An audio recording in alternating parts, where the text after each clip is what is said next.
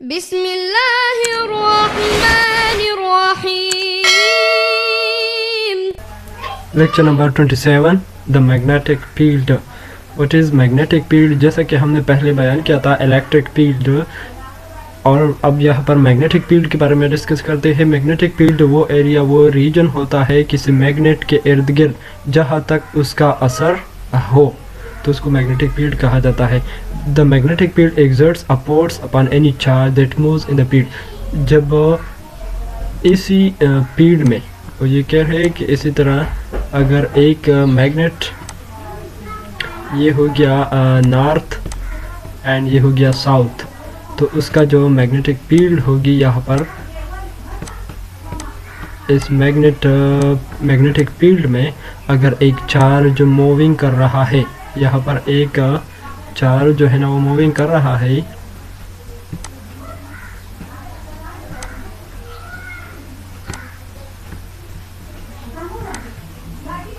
यहाँ पर ये चार्ज है, तो उस मूविंग वाले चार्ज पर एक फोर्स मैग्नेटिक फील्ड असर करेगी, क्योंकि उसका अपना भी एक मैग्नेटिक फील्ड या इलेक्ट्रिक फील्ड होगा, एक फोर्स होगा उसके इर्द गिर्द, और इसी तरह ये मैग्नेट का भी है। तो इसी वजह से ये दोनों फोर्सेस एक दूसरे पर अमल करके इस चार्ज पर असर करेगी और उसको मूव करेगी।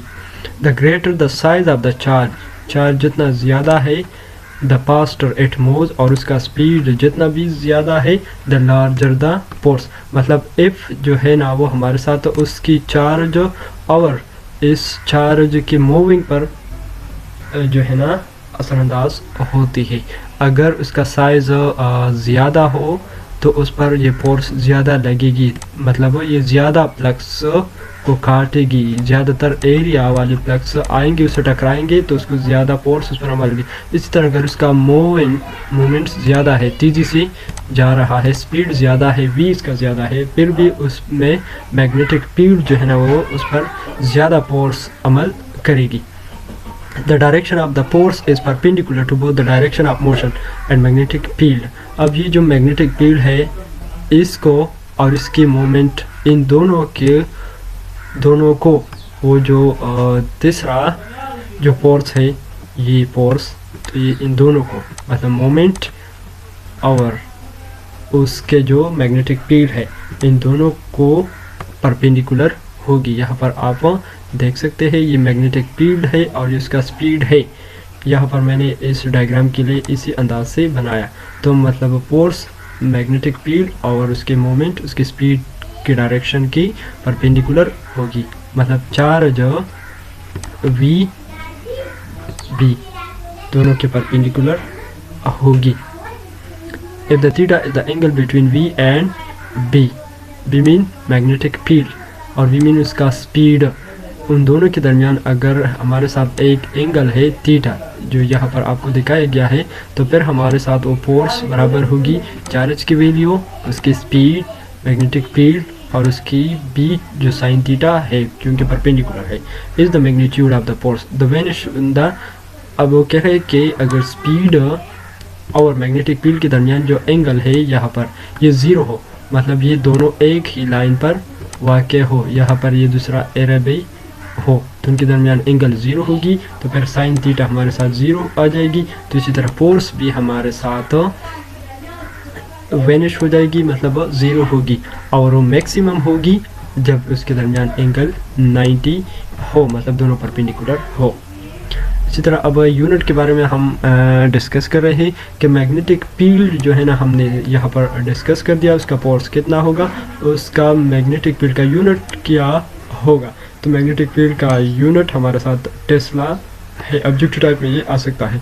और मैग्नेटिक फ्लक्स है एक, मैग्नेटिक फ्लक्स हम ये जो लाइन जा रहे हैं मैग्नेट से, तो उसको मैग्नेटिक फ्लक्स कहते हैं, उसका इकाई हमारे साथ वेबर है।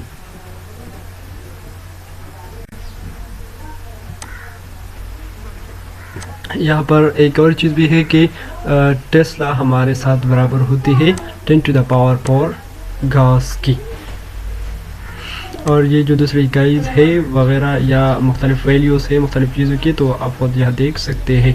MCQs में ये भी आ सकते हैं, वो खुद देख ले। यहाँ पर बाकी एक और 3rd नंबर में एक अहम पोर्स या एक अहम ला है वो बयान की गई है, और वो ला जो है ना वो उसको लॉरेंट्ज़ फोर्स कहा जाता है, और वो हमारे साथ बराबर होता है, ये वेक्टर सम होता है ऑफ इलेक्ट्रिक एक मैग्नेटिक फील्ड।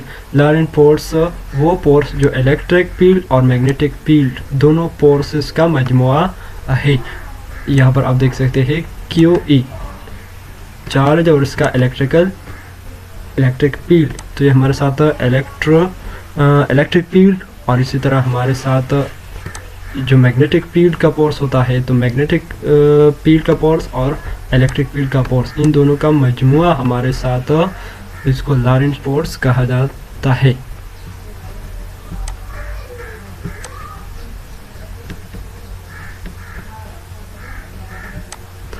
यहाँ पर लॉरेंट्ज़ फोर्स की मज़ीद डिस्कशन है। यहाँ पर हमारे साथ एक चार्ज है जो इस डायरेक्शन में मूव कर रही है, डायरेक्शन ऑफ मूवमेंट उसका ये है। अब हम जानते हैं कि जिस डायरेक्शन में वो जा रहा है, मूवमेंट कर रहा है, तो मैग्नेटिक फील्ड उसकी परपेंडिकुलर होगी। तो यहाँ पर अगर ये चार्ज यहाँ तक आ गया तो मैग्नेटिक फील्ड उस पर परपेंडिकुलरली फोर्स अप्लाई कर रहा है, तो उसको ऊपर की तरफ खींच रहा है। इसी तरह वो उसको ऊपर की तरफ खींच रहा है, और इसी तरह इस पर अगर पॉजिटिव चार्ज है तो यहाँ पर पॉजिटिव चार्ज और यहाँ पर नेगेटिव चार्ज, मतलब एक इलेक्ट्रिक फील्ड भी है नीचे की तरफ, तो ये पॉजिटिव चार्ज को ये नेगेटिव चार्ज अपनी तरफ अट्रैक्ट कर रहा है। इस चार्ज पर ये नीचे की तरफ एक इलेक्ट्रिक फील्ड भी असर कर रहा है, उसको अपनी तरफ खींच रहा है, तो ये उसकी डायरेक्शन है। तो मतलब यहाँ तक तो हमारे साथ इन दोनों फोर्सेस का मजमुआ, मैग्नेटिक फोर्स और इलेक्ट्रिक फोर्स, तो इन दोनों के मजमुए को हम लॉरेंट्ज़ फोर्स कहते है। Only particle with speed v is equal to E electric field divided by magnetic field are undeflected and keep going straight, तो दोनों उस पर अमल कर रहे हैं, इसलिए ये बैलेंस होगी और ये इसी तरह मोशन करेगी।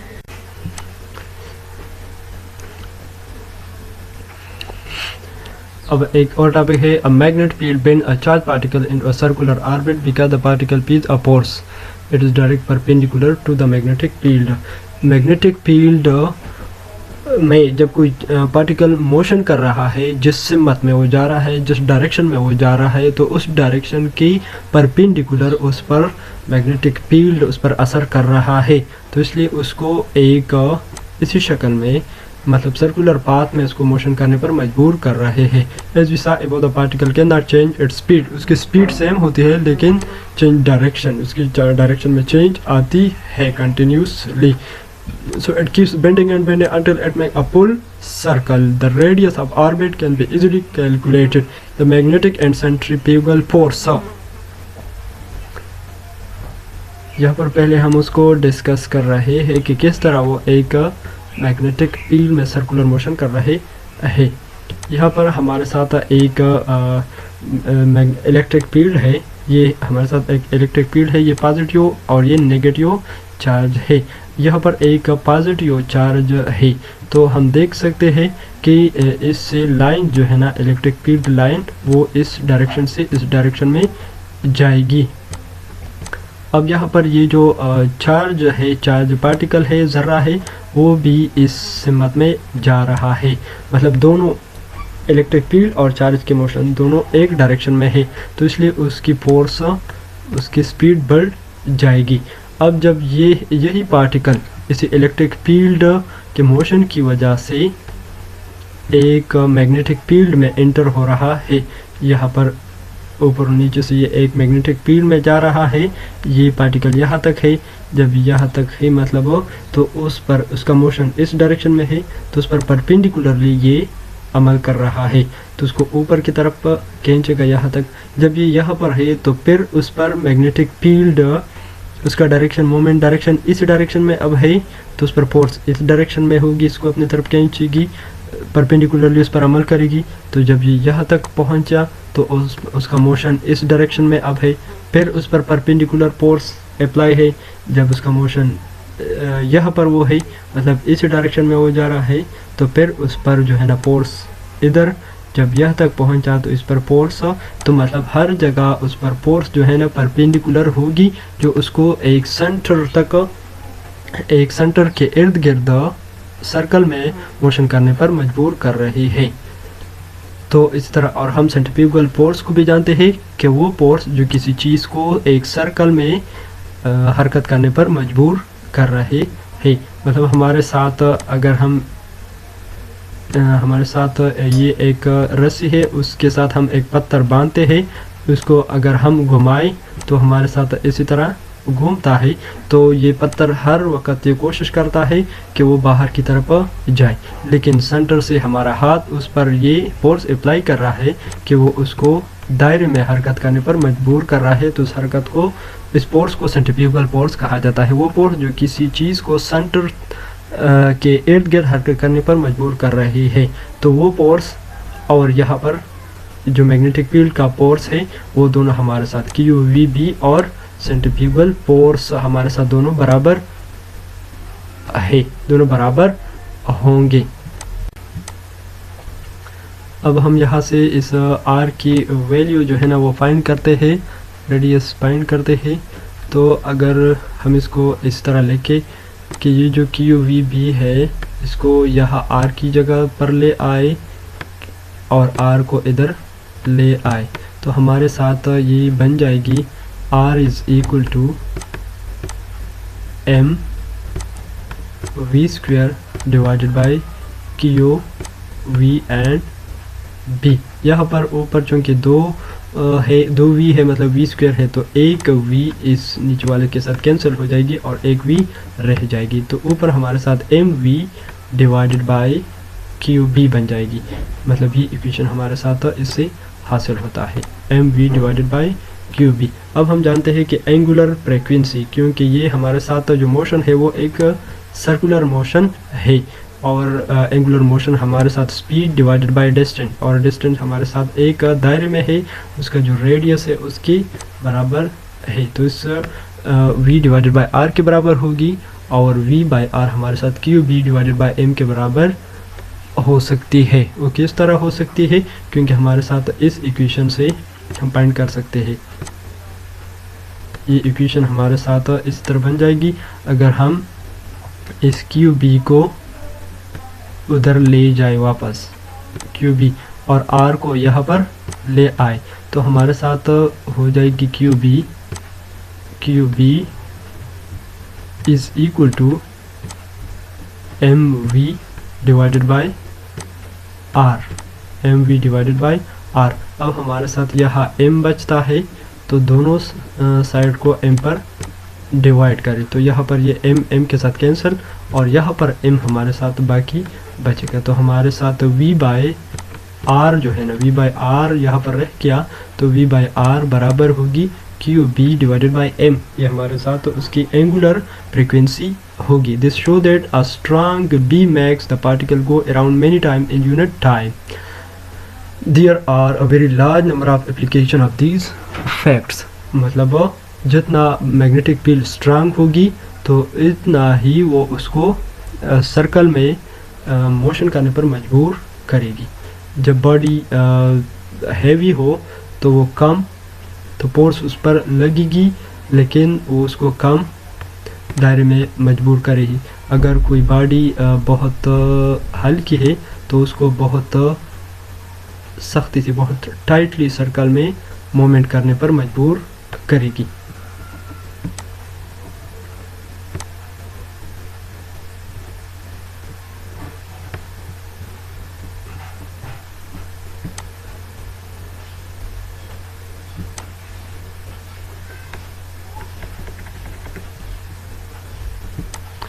अब यहाँ पर मैग्नेटिक फील्ड जो चार्ज पार्टिकल को बेंड कर रही है, मजबूर कर रही है सर्कल में हरकत पर, तो उसका एक फ़ायदा ये भी है कि जब सोलर विंड चलती है, मतलब सूरज से जो ख़तरनाक शुआएं आती है, जब वो ज़मीन की तरफ आती है और ज़मीन इस डायरेक्शन में मोशन कर रही है, इसी तरह मोशन कर रही है, तो हर वक्त वो रेज उसकी परपेंडिकुलर आएगी।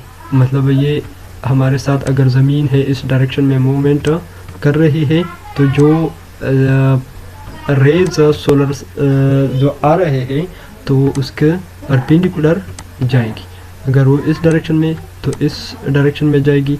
अगर ये ज़मीन इस डायरेक्शन में है तो यहाँ पर जो उसके इर्द गिर्द जो शील्ड है उसके हिफाजत के लिए, तो जब वो आ रही है तो परपेंडिकुलर होगी। इसी तरह मतलब जो रेज ख़तरनाक आ रहे हैं तो ज़मीन के मोशन की परपेंडिकुलर वो जाएगी, जिससे वो बचती है ज़िंदगी। तो यही बात है।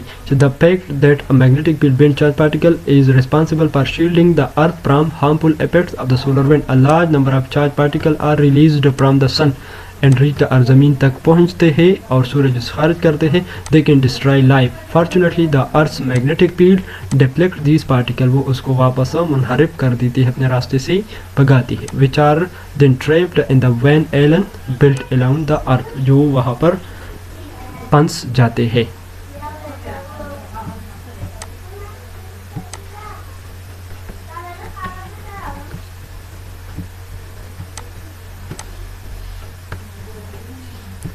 नेक्स्ट यहाँ पर उसका एक बेंडिंग उसूल का एक और इस्तेमाल है कि the mass spectrometer is an extremely important equipment that works on the above principle. मतलब हमारे साथ ये एक पार्टिकल है, इस डायरेक्शन में मूव कर रही है और उस पर जो मैग्नेटिक फील्ड अमल कर रहा है तो उसको बेंड कर रही है, इसी तरह मजबूर कर रही है।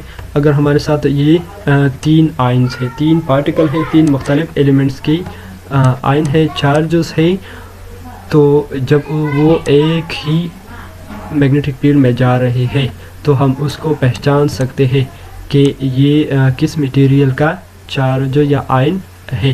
क्योंकि अगर परस करें हाइड्रोजन का आयन है या चार्ज है तो वो बहुत ज़्यादा बेंड हो जाएंगी, वो बहुत मीन्स हेवियर नहीं है, वज़न उसका कम है।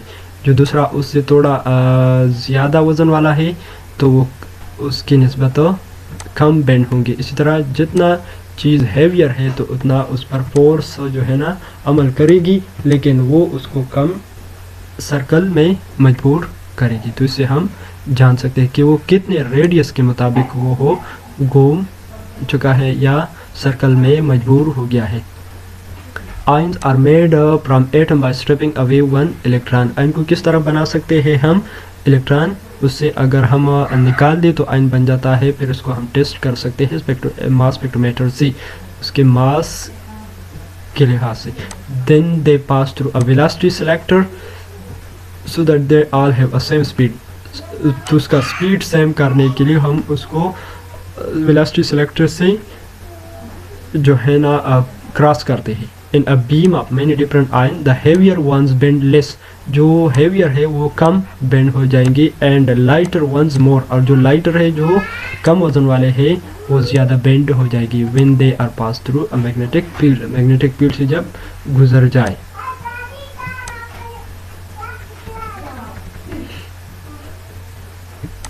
इसी तरह अब हम एक तार है, उसका टोटल जो फोर्स उस पर अमल कर रहे हैं मैग्नेटिक फील्ड की वजह से, तो फाइंड करते हैं। तार में चूँकि लेंथ भी होती है और उसका क्रॉस सेक्शनल एरिया, गोलाई में जो एरिया है वो भी हो सकती है, उसमें इलेक्ट्रॉन भी होते हैं, उस इलेक्ट्रॉन का एक स्पीड भी होगा और उसका एक तादाद भी होगा।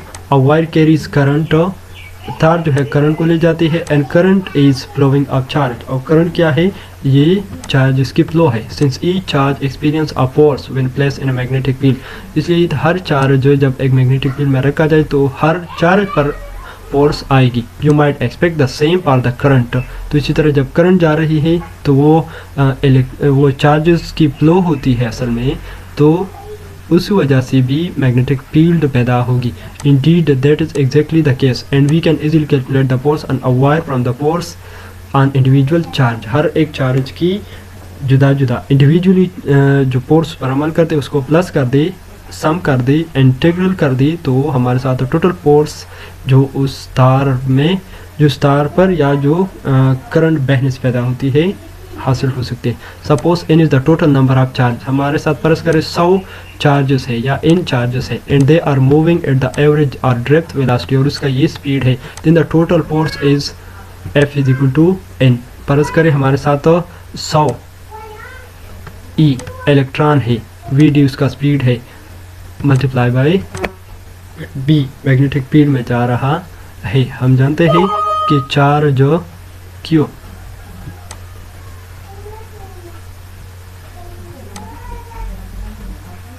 हम जानते हैं कि मैग्नेटिक फील्ड बराबर होती है Q V और B, और Q मतलब चार्ज यहाँ पर हमारे साथ परस करें 100 इलेक्ट्रॉन है तो उसका Q हमारे साथ इन E बनता है V D एंड B।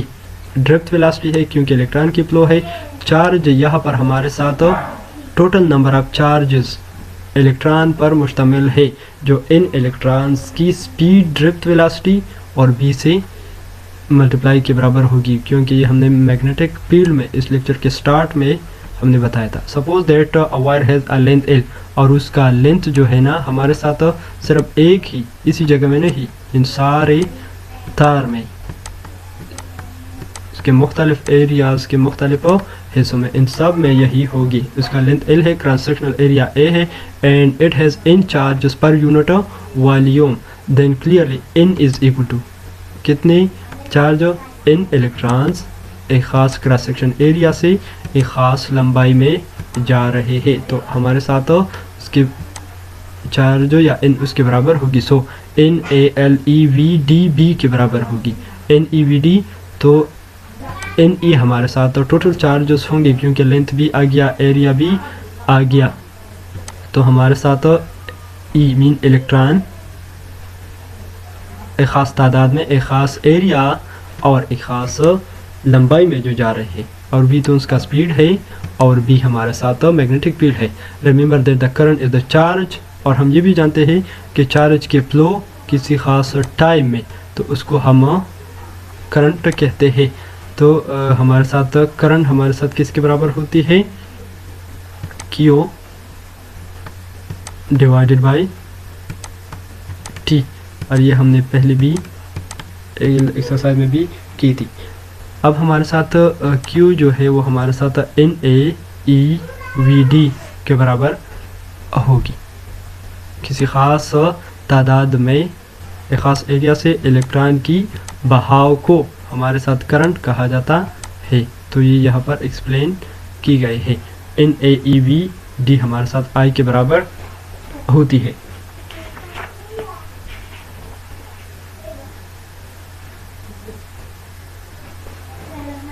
और ये हम पहले ही लेक्चर में भी कर चुके हैं कि किस तरह INAVED के बराबर होती है, वो मैं आपको दिखा रहा हूँ पहले लेक्चर्स में।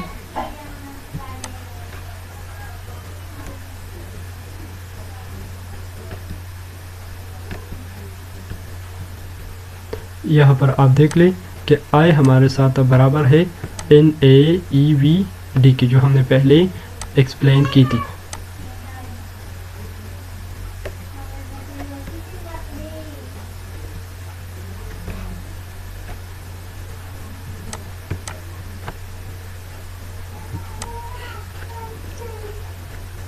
तो I हमारे साथ इसके बराबर है, तो F बन जाएगी, यहाँ इन की जगह हमारे साथ I आ गई और ये मैग्नेटिक फील्ड बना। F is equal to I and B।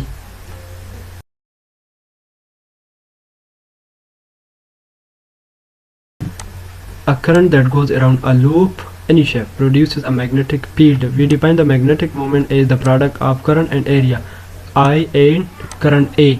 Z mean किसी खास डायरेक्शन में वेक्टर है, तो उन दोनों के प्रोडक्ट का मैग्नेटिक मोमेंट कहा जाता है उसको, और ये उसका एरिया है जिस एरिया में करंट फ्लो कर रहा है, चार्जेस है, और जो उसका जो है ना ये परपेंडिकुलर होगी करंट को। 11 में है कि the magnetic field are produce by currents, current की वजह से मैग्नेटिक फील्ड पैदा हो जाती है। Every small bit of current produces a small amount of magnetic field. Ampere's law illustrated below says that F1 goes around a loop, अगर हम एक लूप के इर्द गिर्द जाए जिस साइज का भी हो, then the integral of the B field, तो यहाँ पर उनका जो मैग्नेटिक फील्ड बनता है उन सब का, यहाँ पर इस करंट का और उधर परस्पर यहाँ पर एक और है तो उसका मैग्नेटिक फील्ड, तो उन सब के मैग्नेटिक फील्ड्स का इंटीग्रल मीन उसका सम अराउंड द लूप के इर्द गिर्द चले जाए और उन सब में जितनी भी मैग्नेटिक फील्ड है उसको सम कर दे तो वो बराबर होगी इनक्लोज्ड करंट, तो इनक्लोज्ड करंट के बराबर होगी।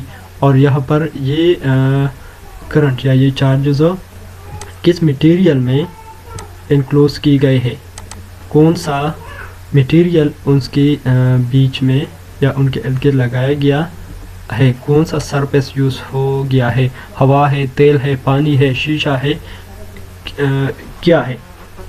तो हमारे साथ ये उसके लिए होगी और आई वो इनक्लोज्ड करंट, तो मैं सारे मैग्नेटिक फील्ड का सम बराबर होगी वो मटेरियल जो हमने यहाँ पर उसके इर्द गिर्द लगाकर करंट को हमने उसमें इनक्लोज्ड कर दिया है और उस करंट का प्रोडक्ट तो उसके बराबर होगी।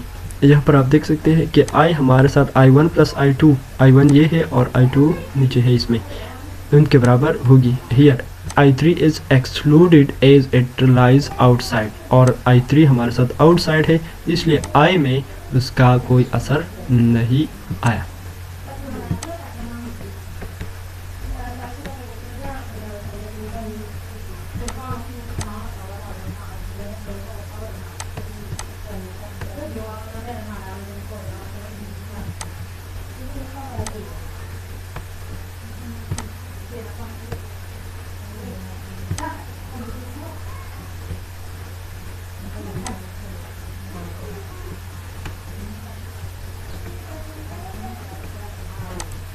फर्ज करें अब हमारे साथ एक लॉन्ग वायर है इसी तरह, और इसमें जो चार्जेस है जो करंट है वो इसी तरह फ्लो कर रहे हैं आई, उसमें आई जो है ना वो फ्लो कर रही है और एक तो उसके इर्द गिर्द उसका मैग्नेटिक फील्ड हो जाएगा, तो उसका मैग्नेटिक फील्ड इसी तरह उन सारे तार के इर्द गिर्द मैग्नेटिक फील्ड जो है ना वो बन जाएगा। तो हमने तो ऊपर एक्सप्लेन कर दिया कि ये सब मैग्नेटिक फील्ड्स बराबर होगी हमारे साथ म्यू नॉट और आई की। अब चूँकि ये हमारे साथ एक दायरा में है, एक दायरा है फर्ज करें, तो हमारे साथ मैग्नेटिक फील्ड और एरिया, टोटल एरिया हमारे साथ 2πr एक दायरा है। मतलब अगर हमारे साथ ये एक दायरा है, ये उसका रेडियस है और ये हमारे साथ करंट मूव कर रहा है आई। अब इन सारे एरिया, इन सारे दायरे के अंदर हम क्या फाइंड करते हैं, मैग्नेटिक फील्ड।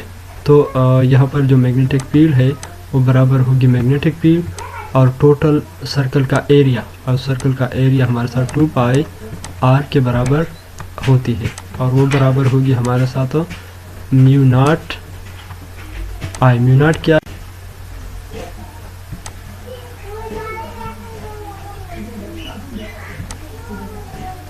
म्यू नॉट हमारे साथ ये क्या है, तो हम जानते हैं कि जब इलेक्ट्रिक फील्ड में जो इलेक्ट्रिक फ्लक्स होता है, इलेक्ट्रिक फ्लक्स जिस इस सरफेस से गुजर रहे हैं, जितनी उसको इजाज़त देते हैं गुजरने को और जितनी उसको रोक रहा है, तो उसको हम परमिटिविटी एप्सिलॉन नॉट कहते हैं। और मैग्नेटिक फ्लक्स हो, हमारे साथ ये एक मैग्नेट है, उससे जो मैग्नेटिक फ्लक्स निकलते हैं और यहाँ पर एक सरफेस है, तो ये सरफेस उसको कितना लिहाज से, किस लिहाज से उसको इजाज़त देते हैं कि उससे फ्लो हो जाए, तो उस फ्लो होने की इजाज़त को हम म्यू नॉट या मैग्नेटिक फ्लक्स के फ्लो होने वाला परमिबिलिटी कहते हैं, उसको हम परमिटिविटी और उसको हम परमिबिलिटी कहते हैं। तो हमारे साथ ये इक्वेशन बनता है। अब यहाँ पर ये जो 2π है ये इधर ले आए तो हमारे साथ ये इक्वेशन बनता है। अब हमारे साथ अब दो दायरे हैं, एक दायरा यहाँ पर और एक दायरा यहाँ पर। इसमें से जो करंट फ्लो हो रही है तो इस दायरे का रेडियस r हो गया और इस दायरे का रेडियस हमारे साथ r हो गया, तो उन दोनों का रेशो, तो b into 2πr is equal to mu naught I, और दो दायरे जिनका रेशो हमारे साथ उनका एक दूसरे के साथ कमी बेशी जो है ना वो इस औसत इस रेशो के लिहाज से है, मतलब pi R square divided pi R square, ये इतना छोटा है ये इतना से बड़ा है, इस रेशो की उसके साथ मल्टीप्लाई होगी, तो हमारे साथ फिर मैग्नेटिक फील्ड B बराबर हो जाएगी म्यू नॉट आई आर की, क्योंकि यहाँ पर हमारे साथ ये जो चीज़ है ये 2πr जो है ना ये भी यहाँ पर आएगी 2π इन r, और यहाँ पर चूँकि r 2 है तो एक r इसका यहाँ पर से कैंसिल हो जाएगा, तो ऊपर हमारे साथ म्यू नॉट I और एक r रह गया जो यहाँ पर है, और ये पाई जो है ना ये इस पाई के साथ कैंसिल हो जाएगी, और नीचे हमारे साथ 2 और इसी तरह पाई और r स्क्वायर, तो 2πr स्क्वायर बनता है, बचता है। अब मैं यहाँ पर इस इक्वेशन को एक और तरीके से भी एक्सप्लेन कर रहा हूँ। हम जानते हैं कि मैग्नेटिक फील्ड ज़्यादा होगी, डायरेक्ट प्रोपोर्शनल है I तक, करंट जितना ज़्यादा होगी इतना मैग्नेटिक फील्ड ज़्यादा होगी, लेकिन ये जो दायरा है उसका जो रेडियस ये हमारे साथ R है, ये रेडियस जितना ज़्यादा है तो वहाँ तक मैग्नेटिक फील्ड की फोर्स का जो असर है वो कम होगी, मतलब यहाँ पर एक मैग्नेट है तो यहाँ पर उसका असर ज़्यादा होगा, यहाँ पर कम होगा, और इसी तरह यहाँ पर मज़ीद कम हो जाएगी, तो मतलब जितना ये दायरा ज़्यादा बढ़ता है तो उतना उसका असर कम होता जाएगा, मतलब R की इन्वर्सली प्रोपोर्शन होगी, B inversely proportion to R, R की इन्वर्सली प्रोपोर्शन है। दोनों को कंबाइन करें क्योंकि दोनों साइड पर एक चीज़ है, तो हमारे साथ B I, ये हमारे साथ I है डिवाइडेड बाय R, और यहाँ पर ये हमारे साथ 1/r है, तो ये इक्वेशन बनता है। अब साइन ऑफ प्रोपोर्शनलिटी को हम रिमूव करते हैं, B is equal to mu naught I, तो ये हमारे साथ आएगी divided by R। Mu naught हमारे साथ तो उस मटेरियल पर डिपेंड करती है कि यहाँ पर जो फ्लक्स है वो किस एरिया से गुजर रहे हैं, यहाँ पर एयर है या यहाँ पर कोई प्लास्टिक है या आयरन है, कौन सी चीज़ यहाँ पर रखी गई है, तो म्यू नॉट उसके मुताबिक आएगी। तो यहाँ पर हमारे साथ और R जो है ना वो एक दायरा हमारे साथ बयान करता है कि दायरा कितना है, किस रेडियस का दायरा है, मतलब टोटल एरिया, और दायरे का टोटल एरिया हमारे साथ 2πr के बराबर होती है, तो R की जगह हम टोटल दायरे के लिए मैग्नेटिक फील्ड फाइंड करते हैं 2πr, तो हमारे साथ ये इक्वेशन बन जाएगी B is equal to mu naught I divided by 2πr, क्योंकि हम सारे दायरे के लिए जो इस रेडियस का है मैग्नेटिक फील्ड फाइंड करते हैं, तो ये इक्वेशन बनता है जो हमारे साथ इसके बराबर है।